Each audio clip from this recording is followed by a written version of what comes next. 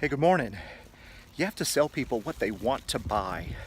If you're not selling people what they want to buy, you're not going to find any buyers. For example, there's very few people that will wake up this morning and say, I want to buy a stranger coming to my house, knocking on my door, or greeting me out in the street when I'm walking my dog, and start talking to me and only ask questions so that they can respond and keep talking more, and then push me into a position of having to listen to them even further and do things that I don't want to do and force me into awkward situations.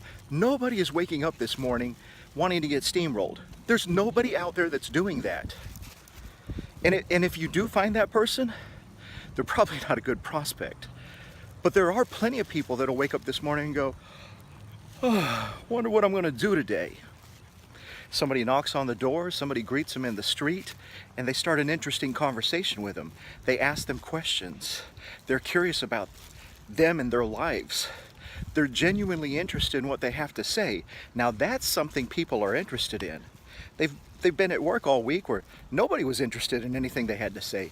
Nobody was interested in what they're doing. Nobody was interested in where they grew up or what they do for hobbies or how long they've lived in the town. You know, that's something they might buy.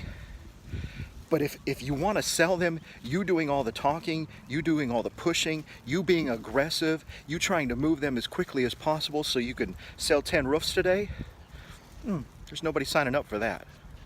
But they will sign up for somebody listening to them. This is Mike.